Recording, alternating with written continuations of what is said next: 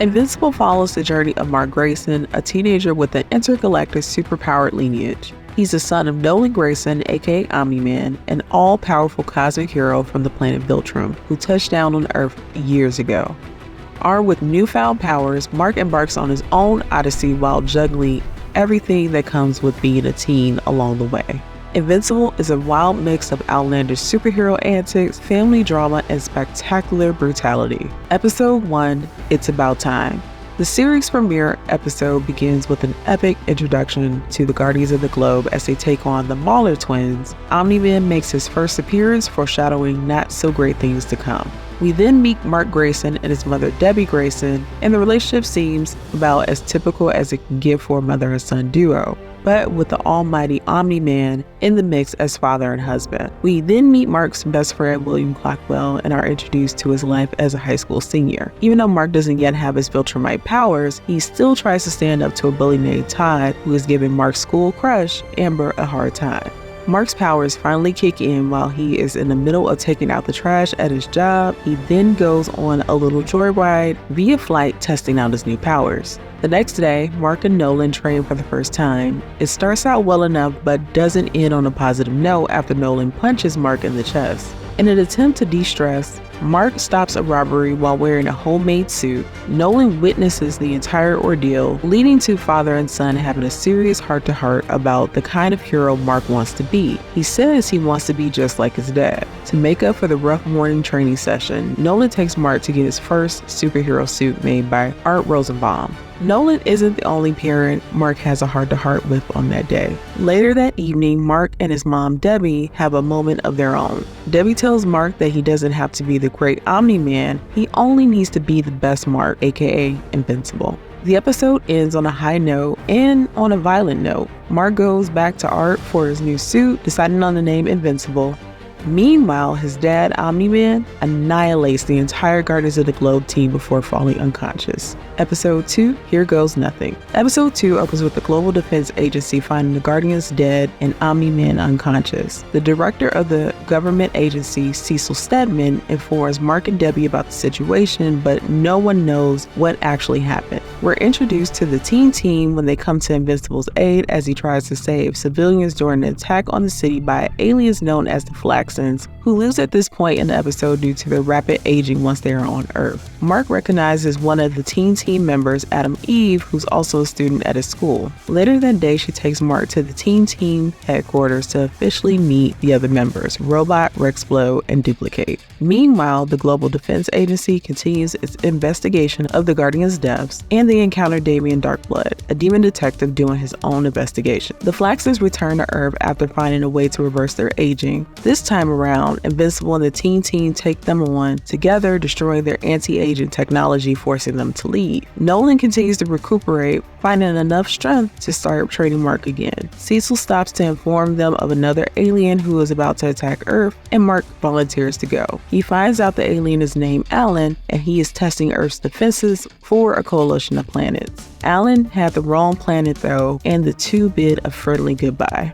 While the second episode doesn't end with a shocker like the first, it does keep the high energy going. Mark gets Amber's number from Todd, and Omni-Man pays a visit to the Flaxons' homeworld. Episode 3, Who You Calling Ugly? Episode 3 starts with the televised funeral of the Guardians of the Globe. Omni-Man gives their eulogy and promises to protect the world. There's also a private funeral where Damian Darkblood questions Nolan with his suspicions. Cecil Stedman asks Robot to work with the Global Defense Agency and makes him the leader of the new Guardians of the Globe team, which he will also have to assemble. Meanwhile, things progress with Mark and Amber as he invites her over to the house for a study date. Elsewhere, Adam E's relationship with Rexplode comes to an end after she finds him cheating on her with Duplicate. Later, Robot holds tryouts for the new Guardians team. The new team consists of former depowered Guardians member Black Samson. Then we have Duplicate, Monster Girl, Shrinking Ray, and Rexplode. Adam Eve declines membership. Mark and Amber's study date is interrupted when Mark gets a call from Cecil to stop Doc Seismic from attacking Mount Rushmore, which leads to Invincible and Adam Eve working together to successfully successfully stop him. The episode ends with the Muller twins escaping prison with the help of a robot, and Damien Darkblood pays a visit to Debbie, feeding her his suspicions about Nolan. Episode 4, Neil Armstrong, Eat Your Heart Out. Episode 4 opens with an evacuation site in the desert. A man manages to awaken an evil spirit, Kahor, and things go horribly wrong. Olga, the wife of the late Red Rush, feeds further into Debbie's growing suspicions about her husband. She also asks Debbie to help her sell her home.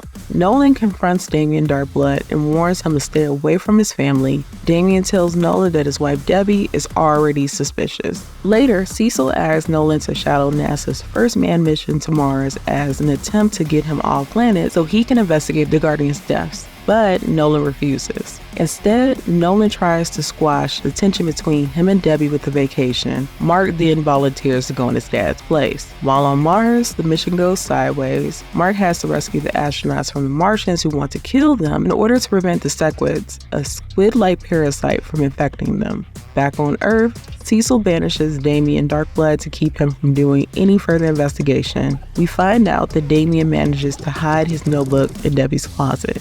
Episode 5, That Actually Hurt. Episode 5 opens with learning more about Titan, who was one of the robbers Mark stopped in episode 1. Titan is more than some run-of-the-mill bad guy. He's working for Machine Head in hopes of making a better life for his family. Titan wants out, but Machine Head isn't going to let him walk away that easily. Mark continues to struggle with balancing his life as a teenage superhero. He promises Amber he'll help out at the soup kitchen with her, but is unable to keep his promise because he agrees to help Titan take on Machine Head.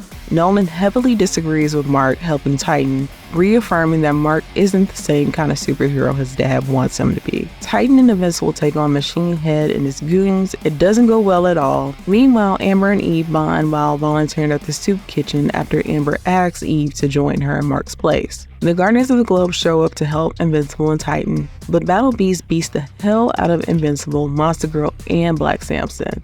They all end up in the ICU at the Global Defense Agency headquarters. Episode 6, You Look Kinda Dead. This episode opens with something weird going on at Upstate University. A student is kidnapped. Mark regains consciousness, but Black Samson and Monster Girl remain in intensive care. He reconciles with Amber while Robot leads Monster Girl's surgery. Mark, Amber, and William pay a visit to Upstate University where William's crush, Rick Sheridan, attends school. Eve shares her plans of helping people on her own after she was inspired by Amber's humanitarian advocacy. Eve leaves her parents and builds herself a treehouse in the middle of the woods. D.A. Sinclair makes his first appearance, and later a cyborg attacks the school campus. Mark goes into Invincible mode and fights the cyborg. Shortly after the cyborg is killed, William recognizes Mark as Invincible. Later, Rick is kidnapped by D.A. Sinclair, and Mark compromises his relationship with Amber after finally agreeing to help William find Rick. Mark and William find Rick, but they're too late as he's already been turned into a cyborg by D.A. Sinclair. Mark and William defeat D.A. together, and Cecil arrives to arrest him, but he also takes an interest in D.A.'s technology. Debbie continues Damien's investigation by taking Nolan's Omni-suit to Ark. They confirm her suspicions that Nolan was behind the Guardians' deaths. The episode ends with Debbie confronting Nolan in a drunken rage and the Muller twin successfully cloning himself with Robot's help. Episode 7, We Need to Talk. Episode 7 begins with Nolan asking Debbie to trust him. She then gets summoned by the Global Defense Agency where she learns that Cecil already knows the truth about Nolan. Robot continues his manipulation of the Muller twins by asking them to add the neural link upgrade to the clone he was building with Rexplod's DNA. It's successful, and Robot, now Rudy, betrays the twins. Rudy then summons the new Guardians to explain himself. He also reveals the truth about Omni-Man and the former Guardians' deaths. Mark finally tells Amber that he is invincible, but she had already figured it out. She's upset with him for lying to her the entire time. Omni-Man goes back home to discover the Global Defense Agency spying on him. He murders them all, including Cecil's assistant, Donald Ferguson. From headquarters, Debbie and Cecil witness the killings, which leads Cecil to deploying the Reanimin, which he adapted from DA's technology. A kaiju is also sent in an attempt to kill Omni-Man, both of them failing. The twins revive the Immortal in hopes of using him to get revenge against Robot, but instead, the Immortal flies off to fight Omni-Man for murdering him and the rest of his teammates. Omni-Man kills the Immortal again. Invincible is horrified but his dad finally asked him for a talk to reveal his true intentions. Episode 8, Where I Really Come From. Episode 8 begins with Omni-Man sharing his true origin story with Invincible. He reveals he infiltrated Earth for the Viltrumites to conquer, and he wants his son to join him. Invincible refuses. Invincible and Omni-Man have a fight of epic proportions, destroying Chicago in the process. Omni-Man overpowers Invincible, almost killing him, but instead Mark's words get through to him. Leaving Omni-Man to fly off into space with tears in his eyes, he couldn't bring himself to finish off his son. The Guardians and Adam Eve begin relief efforts for the places affected by the fight between Omni-Man and Invincible, and the public learns the truth about Omni-Man. Mark eventually heals, but he and Debbie's lives are left in shambles, and Cecil helps them falsify Nolan's death. Eve reveals her super identity to Amber and William. Invincible updates Alan the alien with everything that has happened since they saw each other last. Alan tries to convince Invincible that he could be an advantage to the coalition to stop the Viltrumites. The season ends with the Maulers getting arrested, other villainous forces conspiring, the Immortal recuperating under the custody of the Global Defense Agency, and Cecil employing D.A. Sinclair for more reanimating. And there you have it, everything you need to know about Season 1 of Invincible.